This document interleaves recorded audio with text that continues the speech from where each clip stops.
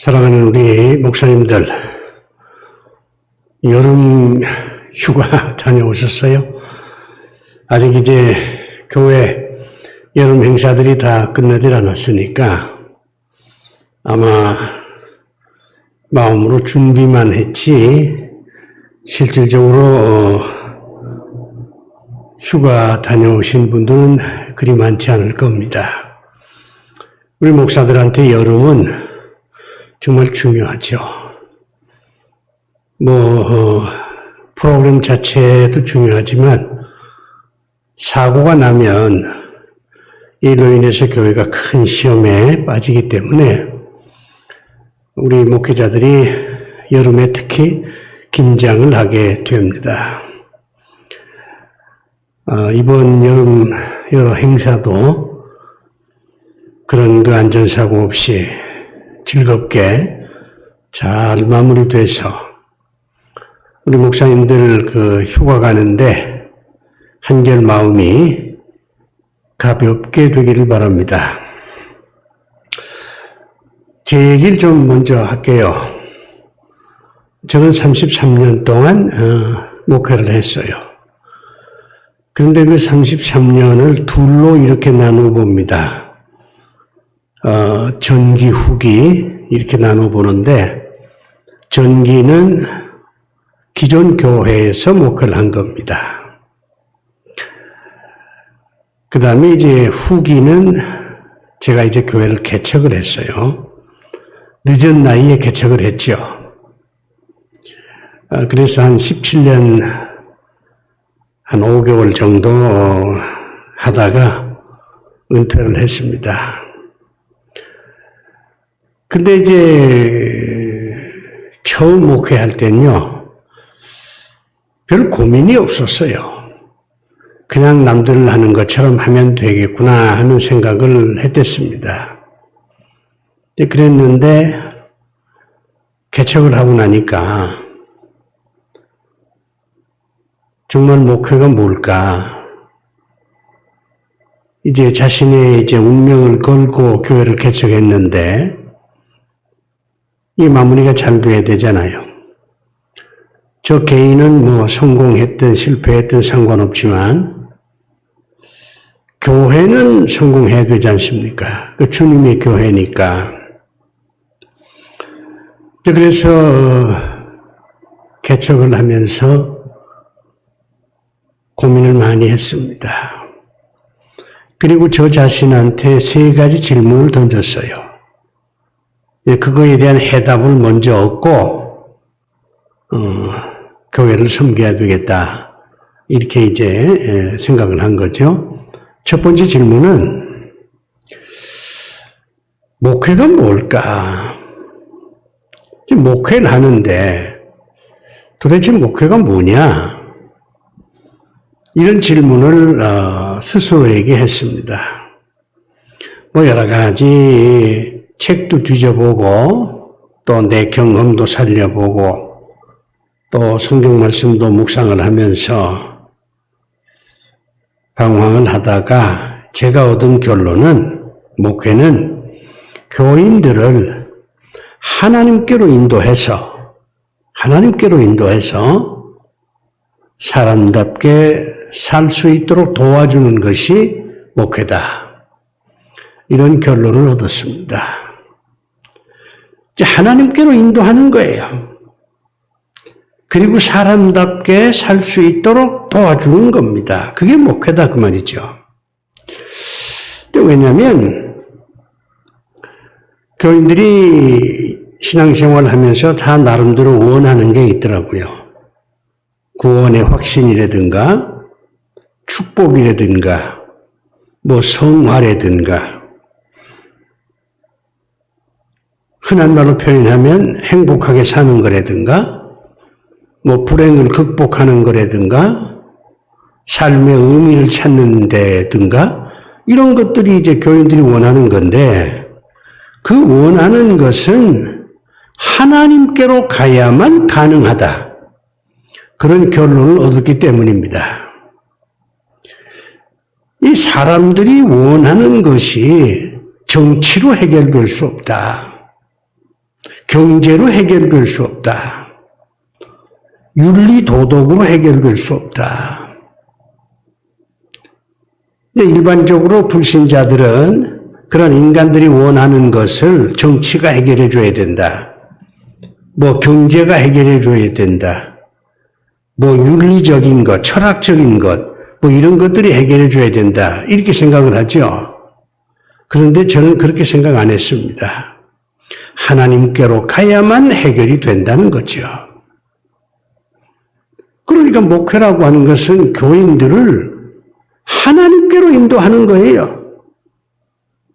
하나님께로 인도해서 하나님을 만나야 결국 교인들이 원하는 것을 해결할 수도 있고 교인들의 문제도 해결될 수 있고 궁극적으로는 인간답게 살 수 있다. 이런 결론을 얻은 겁니다. 여러분 목사님들이 잘 아는 영국의 유명한 시인인 밀턴이라는 사람이 있지 않습니까?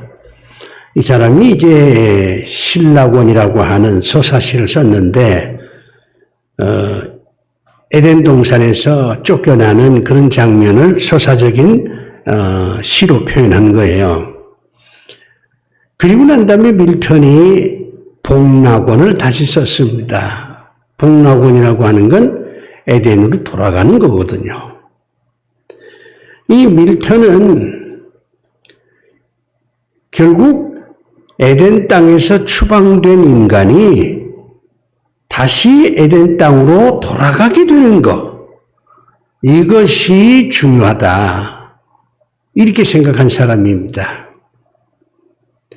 하나님을 잃어버린 사람들이 다시 하나님을 되찾게 해주는 것, 하나님에게서 멀리 떨어졌던 사람들이 점점 하나님께 가까워지도록 해주는 것, 여러 가지 삶의 문제를 다른 방법으로 해결하지 말고 하나님께서 가르쳐 주시는 진리로 그 모든 것을 해결하려고 하는 것, 그게 중요하다는 거죠. 그래서 목회는 교인들을 하나님께로 인도해서 사람답게 살 수 있도록 도와주는 것, 목사는 도와주는 거잖아요. 그게 목회다. 이런 결론을 얻었습니다.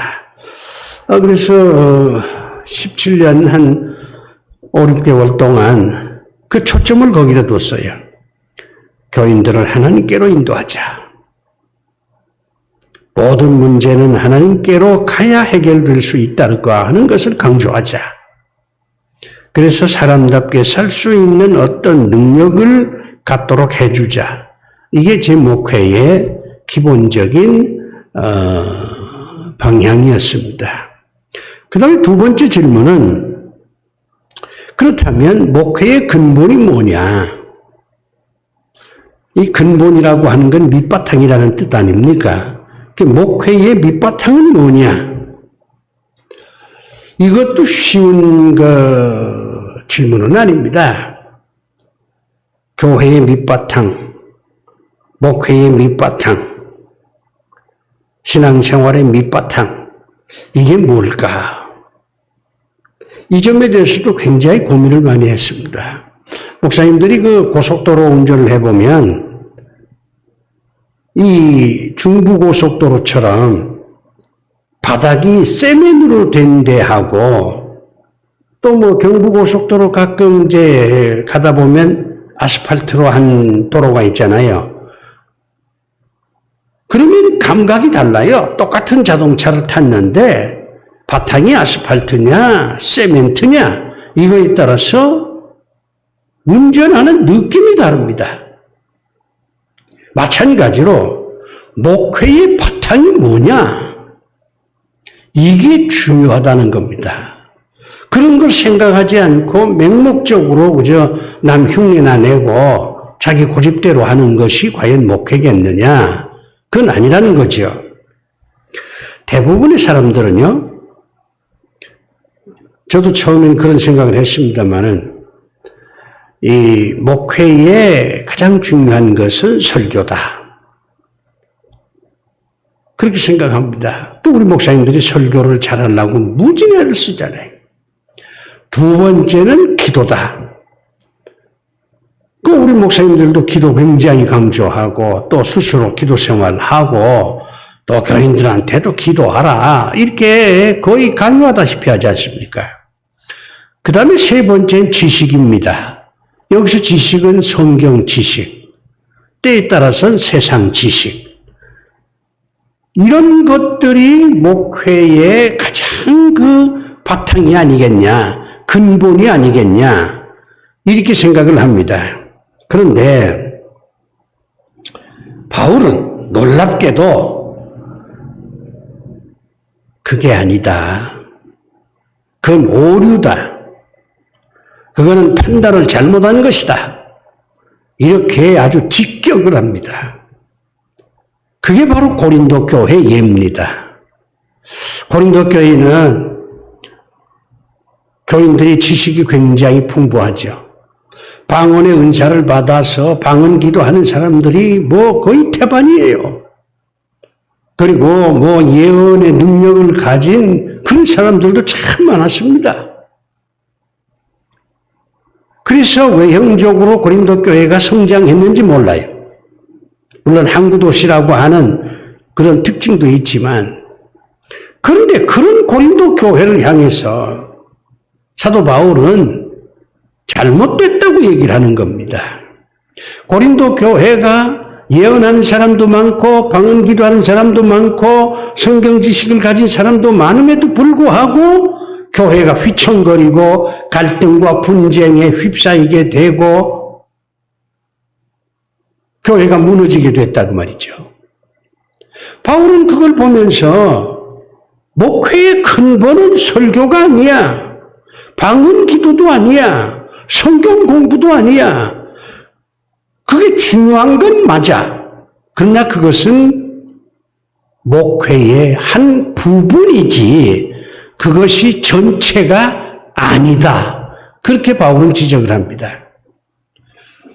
고린도전서 13장 1절 이하 13절 말씀을 가지고 제가 지금 여러 번 설교를 하고 있습니다만은 거기 보면 예언도 패한다.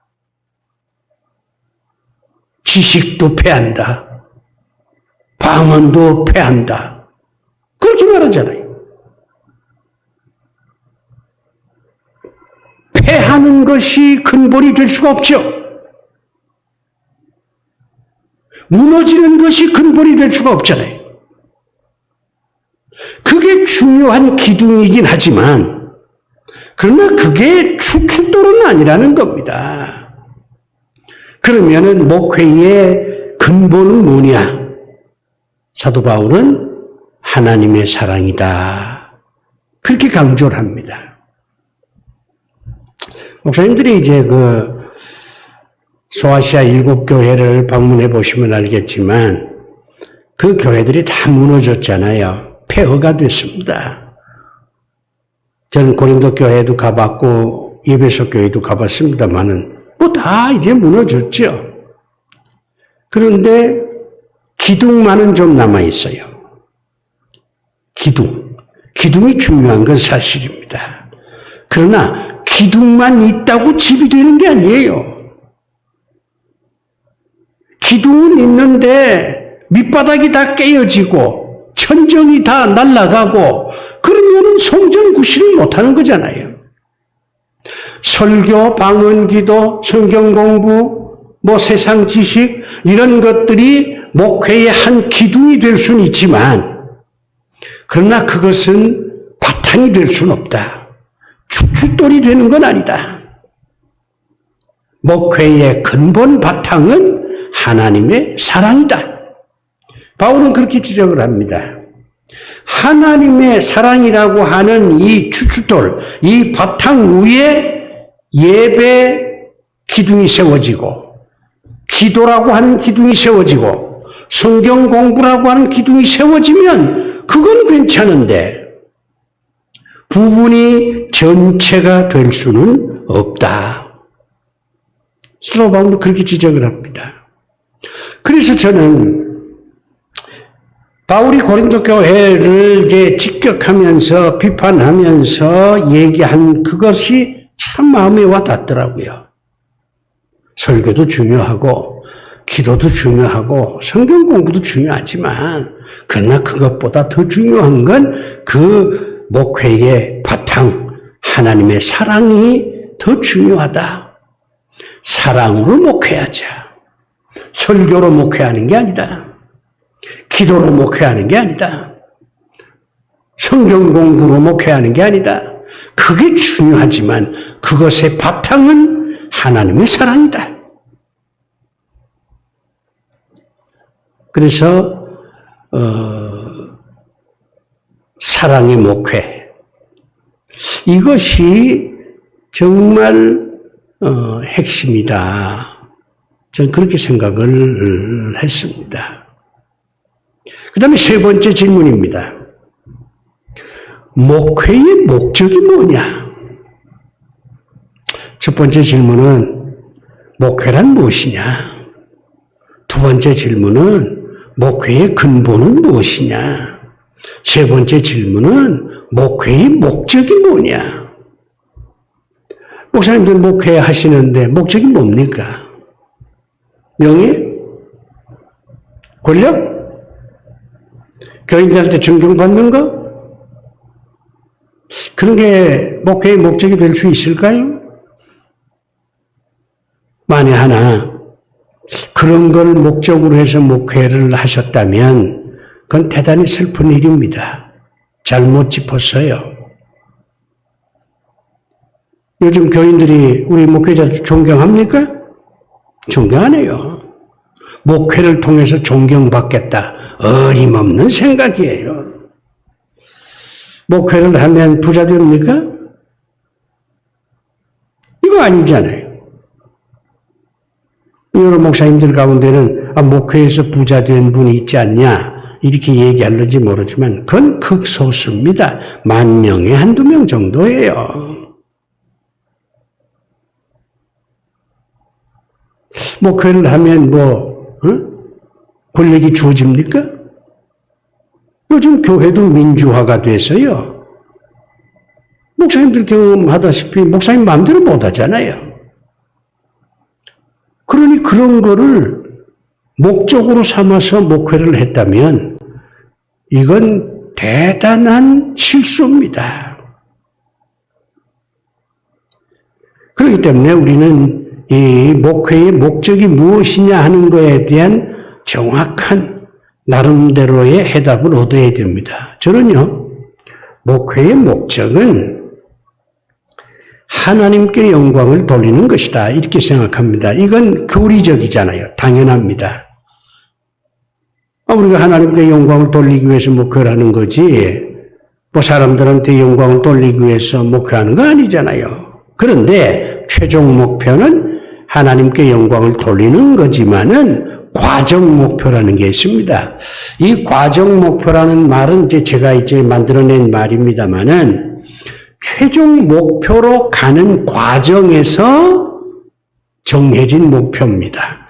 그 최종 목표를 이루기 위해서 과정이 중요하잖아요.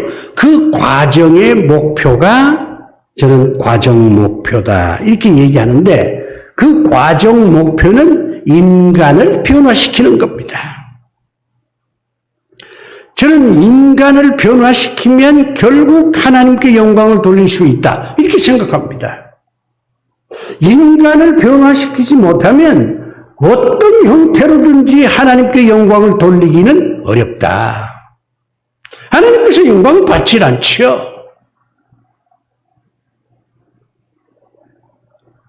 인간이 변해야 돼요. 여기서 변한다는 말은 아주 긍정적인 의미죠. 예를 들어서 구원받지 못한 사람이 구원받는다든가 죄인이 의인이 된다든가 불행한 사람이 행복해진다든가 악을 행하는 자가 선을 행하는 자로 바뀐다든가 이런 것을 변화라. 저는 그렇게 얘기를 합니다. 바울의 표현대로 한다면 새로운 피조물이죠. 그러니까 인간을 변화시켜야 하나님께 영광을 돌릴 수 있다는 겁니다. 그렇기 때문에 목회의 과정 목표로서 인간을 변화시킨다는 것, 이게 굉장히 중요합니다. 목사님들이 해야 할 일은 교인들을 변화시키는 거예요. 숫자를 늘리는 게 중요한 게 아닙니다. 교인들이 변화가 되면 수는 저절로 증가가 돼요. 교인 수만 많아서 뭐 좋을 게 뭐 있어요. 오합지졸이라는 말도 있잖아요. 기드온의 300명 용사가 바로 그걸 우리에게 가르쳐주는 교훈 아닙니까?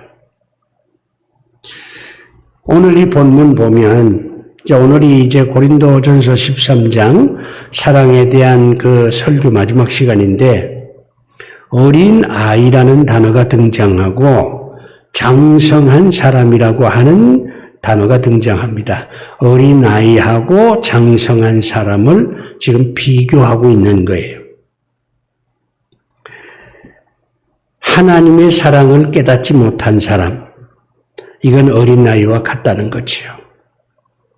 그런데 하나님의 사랑을 깨닫고 그 하나님의 사랑을 실천하려고 애를 쓰는 사람은 장성한 사람과 같다. 바울은 그렇게 지금 지적을 하고 있습니다.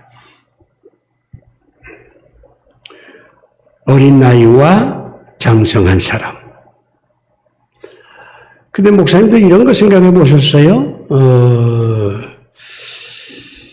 인간이 변했다 하면 뭘 기준으로 인간이 변했다고 판단을 하시겠습니까? 인간이 변하면 옷차림이 달라집니까? 뭐 그럴 수도 있죠. 인간이 변하면 취미가 달라집니까? 뭐 그럴 수도 있죠. 인간이 달라지면 먹는 음식이 달라집니까? 사는 집이 달라집니까? 그런 건 아니잖아요. 우리가 고민을 해야 돼요. 인간이 변화된다. 뭘 기준으로 저 사람이 변화됐냐, 변화되지 않았냐 하는 걸 판정하냐 그 말이죠. 본인이 나 변했어 이렇게 얘기하면 변한 겁니까? 사도 바울은 인간이 변했느냐 변하지 않았느냐 하는 것을 판별하는 기준이 세 가지가 있다고 본문에서 얘기합니다. 첫 번째가 말입니다. 인간이 변하면요, 말이 변해요. 남을 비난하든 말만 하던 사람이 남을 칭찬하게 됩니다. 부정적인 말을 하던 사람이 긍정적인 말을 하게 돼요. 말이 달라져요, 말이.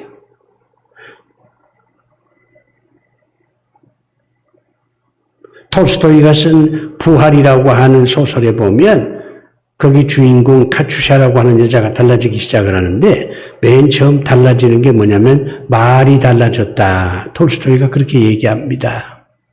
당연하죠. 두 번째는 깨닫는 것이 달라집니다. 어린 아이에게는 깨닫는 게 별로 없잖아요.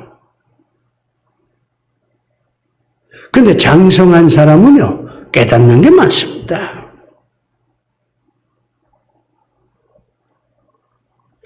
변화되면 사람들이 깨닫는 게 많아요.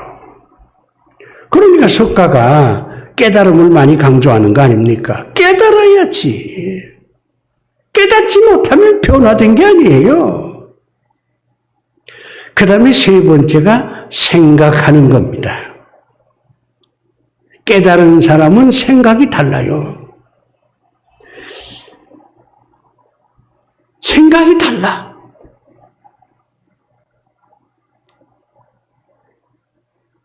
이게 변화되지 않는 사람은 물질만 생각해. 돈만 생각해. 돈이면 다 된다는 생각을 해. 그런데 변화된 사람은 돈도 중요하지. 그러나 그것보다 더 중요한 게 있어. 정신이야, 영혼이야, 신앙이야, 가치야, 이념이야. 이렇게 생각한다고 말이에요. 변화됐느냐, 변화되지 못했느냐 하는 그 기준이 바로 이렇게 말과 깨닫는 것과 생각하는 것이라고 바울은 오늘 본문에서 아주 명쾌하게 지적을 하고 있습니다. 그런데 어린아이는 말하는 것도 깨닫는 것도 생각하는 것도 미숙하죠? 애가 어리니까 편협하죠? 좁다 그 말이에요. 고집도 있고 애들 고집 대단합니다. 그리고 부모 생각 안 해. 그냥 자기밖에 몰라. 독선적이고. 이게 어린아이예요. 그런데 장성한 사람이 되면 이런 어린 나이의 일을 모두 버렸다고 바울은 지적합니다. 이거 다 쓸데없는 것이다. 다 가치 없는 것이다. 이렇게 생각해서 버린다는 거죠. 그래서 장성한 사람이 되면 어떻게 됩니까? 장성한 사람의 특징이 세 가지가 있습니다. 이거는 오늘 본문에 나와 있는 게 아니고 제가 경험을 통해서 장성한 사람은 이런 세 가지 특징이 있겠구나. 이거 제가 깨달은 거예요. 첫째가요, 확신이 있습니다.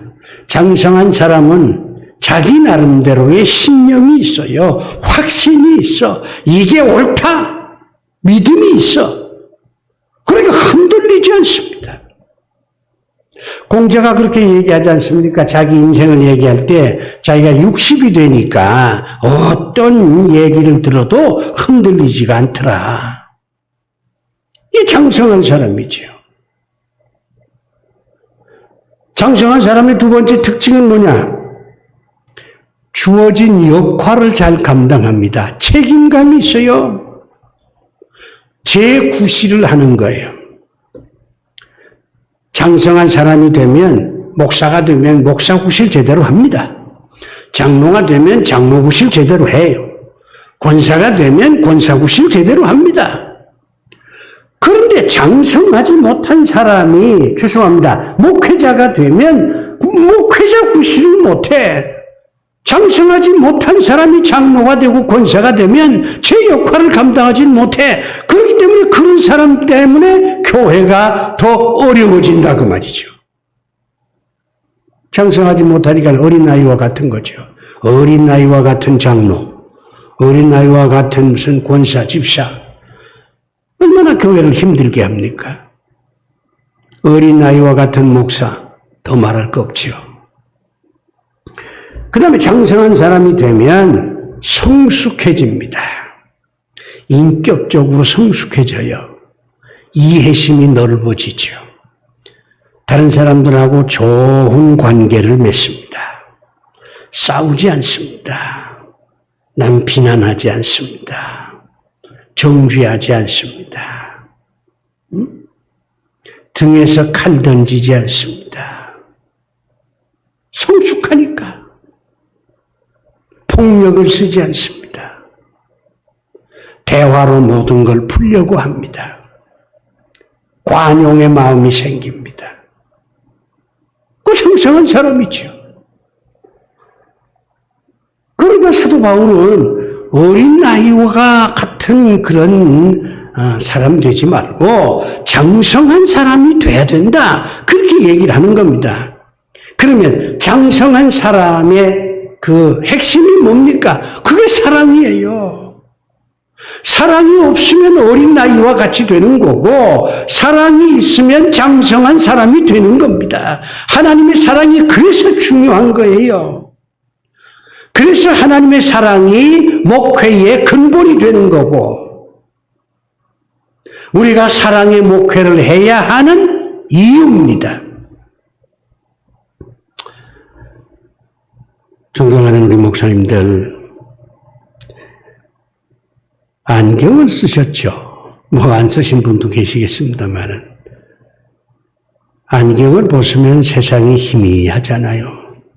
근데 안경을 쓰면 세상이 아주 정확하게 보이지 않습니까? 저는 사랑이라는 안경을 우리 목사님들이 쓰셔야 한다고 생각합니다. 사랑이라고 하는 안경을 쓰고 목회를 해야 된다고 생각해요. 그러면요, 자기 자신을 더 정확하게 볼 수 있어요. 그리고 내 주변에 있는 인간들을 정확하게 볼 수 있어요. 안경 꼈으니까. 사랑의 안경을 썼으니까. 우리 주변 환경도 정확하게 볼 수 있습니다. 하나님도 어느 정도 볼 수 있습니다. 사랑의 안경을 쓰면. 이제 목회는 사랑의 안경을 쓰고 해야 돼요. 그러면 어떤 일이 벌어지느냐? 인간과 세상 그리고 우리 하나님을 넓게, 깊게, 높게 볼 수가 있습니다. 사랑의 안경을 쓰고 목회를 하면 교인들을 넓게 볼 수 있어요. 깊게 볼 수 있습니다. 그리고 높이 계신 하나님을 어느 정도 자세하게 볼 수 있습니다. 그래야 목회가 되지 않겠어요?